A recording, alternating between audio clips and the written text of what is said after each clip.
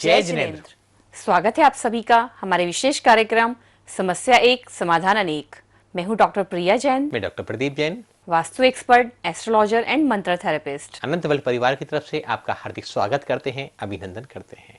अनंत world विश्व का प्रथम भक्तामर क्लिनिक, जहां मंत्र और अन्य थेरेपियों के माध्यम से संपूर्ण रोगों का उपचार सफलतापूर्वक किया जाता है। हमारा ये कार्यक्रम लगातार 3 महीने से पारस चैनल के माध्यम से आप सभी लोग देख रहे हैं। समस्या एक समाधान अनेक। हमने भिन्न भिन्न पद्धतियों के माध्यम से, ज्योतिष के माध्यम से, न्यूमरोलॉजी के माध्यम से, वास्तु के माध्यम से, भक्तामृत स्रोत के माध्यम से, रेकी हीलिंग के माध्यम से आपके कष्टों को, पीड़ाओं को दूर करने का, उनकी समस्याओं को निराकरण करने का प्रयास किया है। आपकी फ़ोन कॉल्स, आपके मैसेज, आपके व्हाट्सएप, आपकी ईमेल्स लगातार हमें मिलती रहती हैं। हम साधुवाद देते हैं, धन्यवाद देते हैं आप सभी को कि आप इतनी विनम्रता से हमारे इस कार्यक्रम को देखते हैं। अभी हम कैंसर जैसी बीमारियों पर चर्चा कर रहे हैं, भक्तामर के 45वें काव्य पर चर्चा कर रहे हैं कि कैसे अद्भुत परिणाम इस काव्य के देखने को मिलते हैं।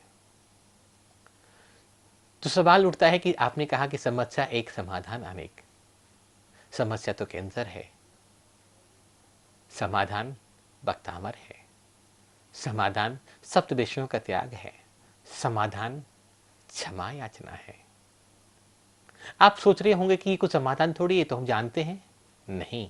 जब तक ये जीवन में उपस्थित नहीं होंगे तब तक भक्तामर या कोई भी थेरेपी आपके पास काम नहीं करेगी।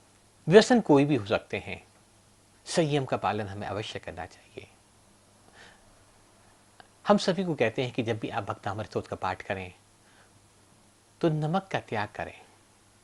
नमक भोजन के 6 रसों में सबका राजा माना जाता है कि भोजन से अगर नमक अनुपस्थित कर दिया जाए, भोजन से नमक अगर निकाल दिया जाए तो भोजन नीरस हो जाता है। लेकिन नीरस कब होगा और नमक छोड़ने का फायदा आपको कब होगा, ये जानना बहुत आवश्यक है। अब आप मदिरापान करते हैं, आप शराब पीते हैं, आप नॉनवेज खाते हैं, आप जमी का सेवन करते हैं और कहते हैं मैं नमक का त्याग कर रहा हूं, तो कोई भी फायदा होने वाला नहीं है। नमक और रसों का त्याग तभी फलीभूत होगा जब हम जैन दर्शन की चर्या को अपनाएं, समझें, जानें। हमारे पास भी अलग अलग जाति समूह से लोग उपस्थित होते रहते हैं। हिंदू से लोग भी आते हैं, मुसलमान लोग भी आते हैं, सरदार लोग भी आते हैं, फॉरेनर्स भी आते हैं, क्रिश्चियन भी आते हैं और जैन लोग भी आते हैं। क्योंकि उपचार पद्धतियों पर, मंत्र हीलिंग पर या भक्तामर स्रोत पर किसी एक व्यक्ति का अधिकार नहीं है। उपचार करवाने के लिए कोई भी आ सकता है, दुखी कोई भी हो सकता है, तो हमें उसका उपचार करना परम आवश्यक हो जाता है, हमारी ड्यूटी हो जाती है। क्योंकि हम सभी एक परम आत्मा है, शुद्ध आत्मा है, दिव्य आत्मा है। हमें जाति से, वर्ण से, धर्म से कोई भी फर्क नहीं पड़ने वाला।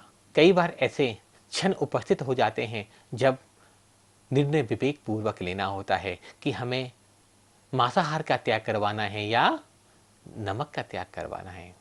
ऐसे एक छोटी सी घटना हमारे जीवन में घटी। बालाजी एक्शन हॉस्पिटल जो दिल्ली में है, उसमें एक महिला कैंसर से पीड़ित, जाति विशेष की बात नहीं करूंगा किस जाति की थी, क्योंकि हम तो उनको एक शुद्ध आत्मा मान के बात कर रहे हैं। उनका फोन आता है उनके उपचार के बारे में, जिनको डॉक्टर जवाब दे चुके हैं। उनके बेटे का मेरे पास फ़ोन आता है रात को 10 बजे कि मेरी मम्मी है, उनको कैंसर की प्रॉब्लम है लास्ट 2 ईयर्स से, लेकिन आज जो है डॉक्टर ने सारे ट्रीटमेंट्स देने के बाद अपनी तरफ से हाथ खड़े कर दिए हैं कि अब उनके पास कोई और सॉल्यूशन नहीं है, कोई और ट्रीटमेंट नहीं है। उनका बेटा बहुत रो रहा था, बीच बीच में उनकी डॉटर की आवाज़ भी आ रही थी, वो भी सबक सबक के रो रही थी। कुछ समझ नहीं आ रहा था मुझे कि अब मैं क्या करूं। तो मैंने सिर्फ उनको ये बोला कि आप परेशान नहीं होइए, मैं अपनी तरफ से अपना प्रयास करती हूँ, कुछ ना कुछ उनके जीवन में ज़रूर परिवर्तन आएगा। उन्होंने बोला कि हम आपको लेने आ जाते हैं। मैंने कहा बिल्कुल ठीक है, आप आइए, मैं आपके साथ चलती हूँ और अपने तरफ से जो भी हम थेरेपी देते हैं वो देते हैं उनको। आते आते उनको रात को 11:30 बज गए। समझ नहीं आ रहा था कि जाऊँ या नहीं जाऊँ, क्योंकि हमारे दिल्ली का एटमॉस्फेयर ऐसा नहीं है कि आप रात को 11:30 बजे भी कहीं जा सकते हो और वो सेफ हो, लेकिन तब भी मन में आया कि नहीं, वो एक शुद्ध आत्मा है, हमें जाना चाहिए। यदि हमारे करने से, हमारे जाने से, कोई प्रयास करने से किसी के जीवन में कुछ कुछ भी थोड़ा सा भी परिवर्तन आ सकता है तो हमें करना चाहिए। मैं रात को 11:30 बजे वहाँ पर गई। आईसीयू में जाने की परमिशन नहीं the first of all doctor ने, तब भी लेकिन उन्होंने बहुत प्रयास किया कि जब आपने जवाब ही दे दिया है तो हमें हमें अपनी तरफ से कोशिश कर लेने दीजिए डॉक्टर। उन्होंने कहा ठीक है। मैंने रात को उनको 1 से 1.25 घंटा अपना भक्तामर का पाठ भी किया, रेकी हीलिंग करी, प्राणिक हीलिंग करी, क्रिस्टल हीलिंग करी, जो जो हमें मेरे को थेरेपीज आती थी मैंने उनको पूरा अपने प्रयास से, अपने जान लगाकर जिसे कह सकते हैं कि नहीं, मुझे इनको कुछ ना कुछ स्वास्थ्य लाभ जरूर देना है, उस भावना से मैंने उनकी हीलिंग करी।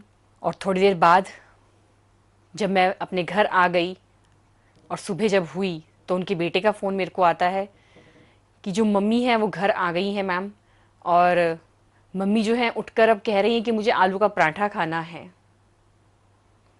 जो इंसान 2 महीने से हॉस्पिटल में एडमिट था वो इंसान अगले दिन जाग जाता है और कहता है कि मुझे भूख लग रही है और मुझे कुछ ना कुछ खाने को दीजिए। तो ये अपने आप में एक बहुत बड़ा चमत्कार था।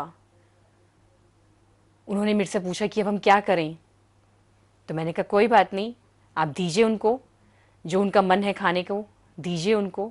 उनके बेटे ने फिर दोबारा मेरे से रिक्वेस्ट करी कि आप हमसे मिलने, आप मेरी मम्मी से मिलने मेरे घर पर आइए। तो मैंने कहा ठीक है जी, कोई बात नहीं, मैं आती हूँ। जब मैं उनके घर गई तो मुझे पता नहीं था कि वो कौन लोग हैं, क्या करते हैं।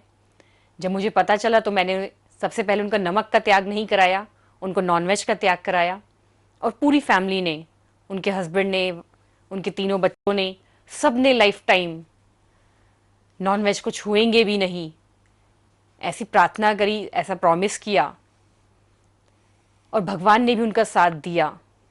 जो लेडी को डॉक्टर ने जवाब दे दिया था कि इनके पास कुछ भी समय नहीं है, कुछ भी पल नहीं है जीवन के, वो लेडी दोबारा हम उनको हॉस्पिटल में दिखाने गए 3 दिन बाद, तो डॉक्टर उनको देख के आश्चर्य कर गया, चकित रह गया कि आप तो अभी तक ठीक हैं, आप खुद चलकर आए हो। जो लेडी सोच सकते हैं आप कि बिल्कुल ऑन द बेड थी, जिनको डॉक्टर ने जवाब दे दिया था, वो खुद लेडी चलकर डॉक्टर के पास गई और उसके बाद भी वो 43 डेज बिल्कुल ठीक से उन्होंने अपना जीवन व्यतीत किया। जो भी उनके पेंडिंग काम थे अपनी लाइफ के, उनकी बेटी की शादी नहीं हो रही थी, उन्होंने डेट फिक्स कर दी, लड़का मिल गया जल्दी जल्दी, और वो भी उनकी जो जिम्मेवारी थी वो भी उन्होंने कंप्लीट करी। तो ये सब क्या है? ये हमारे मांसाहार त्याग करने का परिणाम मिला।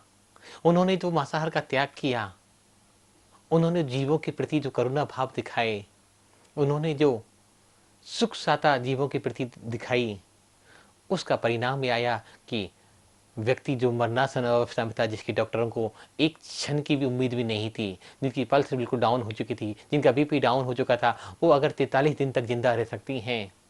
देखो, मृत्यु को तो कोई भी नहीं टाल सकता, लेकिन अगर सुखपूर्वक, शांतिपूर्वक अगर कोई संसार से विदा हो, अपनी जिम्मेदारियों को, अपने कर्तव्य को पूरा करते हुए इस संसार से विदा हो, अपने आनंद से इस संसार से विदा हो, और दूसरी बात, वो पीड़ा रहित इस संसार से विदा हो, तो आने वाला कल जरूर सुधर सकता है।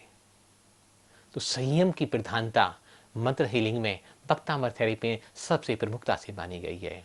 यहाँ विवेक की बात करनी थी, क्योंकि यहाँ नमक महत्वपूर्ण नहीं था, यहाँ चीनी या अन्य रस महत्वपूर्ण नहीं थे, यहाँ महत्वपूर्ण था मांसाहार।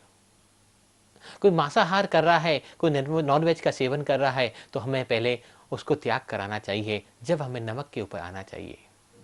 हम जानते नहीं है, पहचानते नहीं है, समझते नहीं है, और सबसे एक ही बात कहने लग जाते हैं कि नमक का त्याग करो। पहले उसके जीवन के दुर्गुणों को छोड़ने के प्रयास करो, पहले उसके जीवन में जो अवगुण उपस्थित हैं उनको दूर करने का श्रम हम करें, पहले उसके जीवन की बुराइयों को दूर करें, पहले उसके अंतर को शुद्ध करें, तब शारीरिक शुद्धि की बात करें। रसों का त्याग परम आवश्यक है, इसमें कोई डाउट या कोई शंका की बात नहीं है, लेकिन रस का त्याग भी तभी माना जाएगा जब आप शुद्ध रूप से, चैतन्य रूप से जागृत अवस्था में रसों का परित्याग करें। कुछ भाई बहन लगातार फ़ोन करते हैं कि अगर हम नमक का त्याग कर देंगे तो काला नमक खा सकते हैं क्या, सेंधा नमक खा सकते हैं क्या, अगर हम चीनी का त्याग करें तो गुड़ खा सकते हैं क्या, जैगरी खा सकते हैं क्या, खांड खा सकते हैं क्या, शक्कर खा सकते हैं क्या। महानुभाव, अभी त्याग आपने समझा ही नहीं, त्याग को अभी जीवन में उतारा ही नहीं। अभी तो त्याग करने का सिर्फ और सिर्फ भ्रम पाले बैठे हैं। रसों के प्रति आसक्ति जब तक रहेगी तब तक रस परित्याग का कोई भी मोल नहीं नहीं है। होने वाला। रसों के प्रति आसक्ति छूट जाए और रस गलती से मुंह में भी चला जाए और रस का स्वाद भी नहीं आए तो रस त्याग करने का उद्देश्य सफल हो गया। और पूरे दिन अगर 24 घंटे और सातों दिन अगर हम उसी रस के बारे में सोच रहे हैं, विचार कर रहे हैं, जान रहे हैं, अनुभव कर रहे हैं, फीलिंग कर रहे हैं कि मेरे भोजन में रस नहीं है, मेरे भोजन में नमक नहीं है, मेरे भोजन में चीनी नहीं है, तो रस त्याग करना बिल्कुल व्यर्थ है। खा सकते हैं आप चीनी भी खाइए, आप नमक भी खाइए, आप अन्य रसों का सेवन भी कीजिए। अगर रस का त्याग करना है, संयम को धारण करना है, तो उस रस के प्रति जो आपकी आसक्ति है, उस रस के प्रति जो आपका मोह है, उस मोह को खत्म करना है, ना कि रस का त्याग करना है। दूसरी बात, जब हम संयम धारण करते हैं, रस का परित्याग करते हैं, अन्य व्रतों का पालन करते हैं, तो हमारी एक बहुत बड़ी खूबी और खासियत है, खासकर भारतीयों में और हमारे जैन समाज में तो बहुत बड़ी विडंबना है इस बात की कि जब भी कोई व्रत लेते हैं तो हम गा गा कर सबको बताते हैं कि मैंने 3 दिन से नमक नहीं खाया, मैंने 8 दिन से चीनी नहीं खाई। क्या कभी ऐसा बताया कभी किसी ने कि मैंने 30 साल से कई बोरी नमक को और चीनी को मैं खा गया, मैंने कई सालों से, मैंने 50 साल से, 20 साल से, 30 साल से कुंटल के कुंटल अनाज का सेवन कर लिया, मैंने 50 सालों में जाने कितनी साग भाजी और ड्राई फ्रूट्स को खा लिया। वो हमने कभी नहीं काउंट किया, वो हमने कभी नहीं गिना। हमने गिना क्या कि कितना छोड़ा, कितना लिया इसका कोई उद्देश्य नहीं है, कितना छोड़ा सिर्फ ये काउंटिंग होती जा रही है, ये चैंटिंग होती जा रही है, ये गिनती होती जा रही है। और जब तक ये गिनती चलती रहेगी तब तक हम कहीं भी नहीं पहुंच सकते। आज और नई परंपरा प्रारंभ हो चुकी है, आपके व्हाट्सएप पे मैसेज आते हैं, आज का नियम लीजिए कि आज रबड़ी खाने का त्याग है, आज आलू की कचौरी खाने का त्याग है। और लोग व्हाट्सएप पे व्हाट्सएप करे जाते हैं, प्रचार कर रहे हैं कि हाँ मेरा भी त्याग है, हाँ मेरा भी त्याग है, हाँ मेरा भी त्याग है। त्याग क्या किसी अन्य को बताने के लिए दिया गया? संयम का पालन तो आत्मा की शुद्धि के लिए, आत्मा की पवित्रता के लिए, आत्मा को मजबूत करने के लिए, आत्मा को निर्मल करने के लिए किया जाता है, ना कि सामूहिक रूप से प्रचार प्रसार के लिए किया जाता है। जब आप रसों का परित्याग करते हैं, नमक चीनी आदि से रसों का सेवन करना छोड़ देते हैं, तो आपके अंदर तो एक और अलग पॉजिटिविटी क्रिएट होनी चाहिए कि मैं अब किसी को नहीं बताऊंगा, मैं अपने आप में लीन रहूंगा, मैं अपने परम परमात्मा से जुड़ जाऊंगा, मैं उस परम सत्ता से मिलने जा रहा हूं, मेरी सारी लो एनर्जियां हायर एनर्जी में कन्वर्ट होने जा रही हैं। तब तो रस का त्याग करना सार्थक है। और अगर सिर्फ यही उद्देश्य है आपका, मेरा या हमारे किसी रिलेटिव का कि रस परित्याग करके मुझे समाज में सम्मान पाना है, लोगों को बताना है, तो इससे बड़ा पाप संसार में कोई और नहीं हो सकता। आप सोच रहे होंगे कि हम कर्मों के बंधन को ढीला कर रहे हैं, लेकिन कर्मों के बंधन तो एक के ऊपर एक और चढ़ते जा रहे हैं। जब आप नमक खा रहे थे तो नमक के बारे में किसी को बताते नहीं थे कि मैंने नमक खाया। जब आप नमक छोड़ रहे हैं तो आप सबको बता रहे हैं कि मैंने नमक खाना छोड़ दिया। जब आप चीनी खा रहे थे सालों से, तब किसी को नहीं बताया कि मैंने चीनी खाना छोड़ दिया। जब आप चीनी खा रहा हूं, जब आपने चीनी खाना छोड़ दिया तो पूरे दिन 24 आवर्स इंटू 7 आप सबको बताए जा रहे हैं, सुनाए जा रहे हैं। तो क्या कर्म श्रृंखला कमजोर होगी या मजबूत होगी? महानुभाव, विचार अवश्य करें, सोचें, समझें, जानें अपने आप को कि जैन दर्शन भाव प्रधान दर्शन है या दिखावा प्रधान दर्शन है। कुछ लोगों को हो सकता है मेरी बात बुरी लग रही हो। कुछ लोग फ़ोन करके आक्षेप उठाएंगे, कुछ लोग फ़ोन करके गलत मैसेज भी करेंगे, कुछ लोग मेल और व्हाट्सएप के माध्यम से डराएंगे धमकाएंगे भी, लेकिन सत्य को कहने का हौसला होना चाहिए, सत्य को कहने का साहस होना चाहिए। मैं सत्य कहने से कभी नहीं डरना चाहता। मेरे गुरुवर ने, आचार्य भगवंतों ने इतना ही सिखाया है, जीत हमेशा सत्य की होती है। झूठे प्रदर्शन की जीत कभी नहीं होती। जीत सत्य संयम धर्म की होती है, सत्य धर्म की होती है। तो दूसरा सबसे इंपॉर्टेंट काम भक्तामृत स्तोत्र की जब हीलिंग करें, भक्तामृत का पाठन करें, तो वो है हमारा संयम। जब हम संयम का पालन करते हैं, जब हम संयम के साथ इसकी साधना करते हैं, जब हम अपने आप को बदलते हैं, जब उन रसों के प्रति आसक्ति को छोड़ देते हैं और अपने आप को इतना निरासक्त कर देते हैं कि उन रसों के बारे में आभास भी नहीं हो। अगर मैंने नमक का त्याग किया और मेरे मुंह में नमक भी चला जाए तो मुझे पता भी ना चले कि मैंने नमक खाया या त्याग किया। मैंने मीठे का त्याग कर दिया और मीठा मेरे मुंह में जाने के बाद ही मुझे स्वाद भी उसका नहीं आए, तब तो पता चलेगा कि रसों का त्याग करना क्या होता है, संयम धर्म का पालन करना क्या होता है, रसों के प्रति आसक्ति को कैसे मिटाया जाए। हमें रसों का त्याग नहीं करना बंधुवर, हमें रसों के प्रति अपनी आसक्ति का त्याग करना है। जो आसक्ति का त्याग कर देता है उसके सभी कार्य सहज और शीघ्रता से संपन्न होते चले जाते हैं।